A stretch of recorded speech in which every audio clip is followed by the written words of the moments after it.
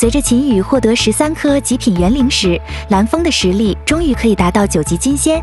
这对仙魔妖界的使者来说无疑是碾压的态势。那么秦羽是如何利用蓝风斩杀3名上界使者的？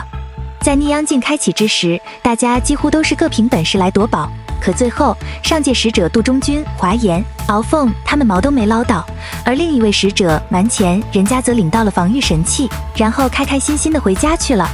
于是心有不甘的他们便商量怎么去抢，对他们来说最起码也要带件神器回去交差。不久他们便猜到逆烊境大部分宝贝都被秦羽获得，在一番商量后，他们觉得秦羽比较好下手，蓝风则可以用迷阵来拖延下他，只要宝贝到手就直接回仙魔妖界，到时就算蓝风来也不惧。此时的他们还不知道蓝风只是个傀儡而已。后来3大使者伙同余良将秦羽的家人控制在手中，再逼迫秦羽交出逆烊境中的神器。秦羽为了家人的安全，便假装示弱，谎称神器都已交给了蓝风，自己愿充当人质来引蓝风现身。为了不正面与蓝风对碰，杜中君、华颜、敖凤带着秦羽来到另外一个星球黄石星，然后在上面布下迷阵，就算蓝风这种级别的金仙来闯，都会被困上半个月。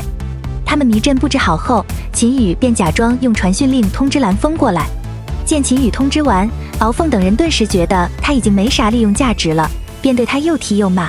此时秦羽见他们表演完，自己则走进一旁的石屋内，然后蓝风声音瞬间响起：敖凤、杜中君、华颜，速速放了我失职，否则你等都要受死。华颜等人听到，皆是紧张的四处张望。此时蓝风和秦羽从石屋内走了出来，见得蓝风出现，3人差点魂都吓掉了。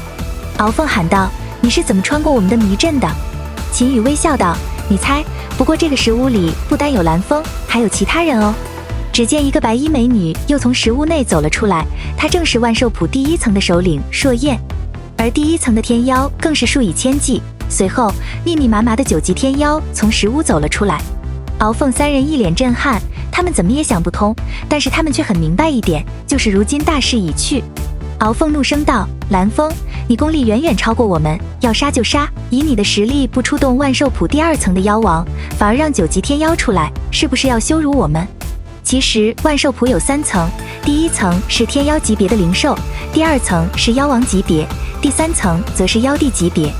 当然，要开启万寿谱，首先持有的主人就要达到对应层数的等级，以目前秦羽修行的等级，只能开启第1层。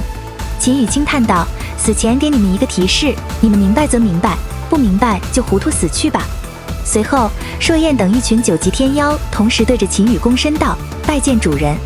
他们3人见到这一幕，皆是一脸错愕。还未等他们回过神，秦羽继续说道：蓝风可以动手了，记得留下他们的元婴。而此刻似乎明白了一点的3人，看到一个师侄用命令的口气对一个师叔说话，顿时又迷糊了起来。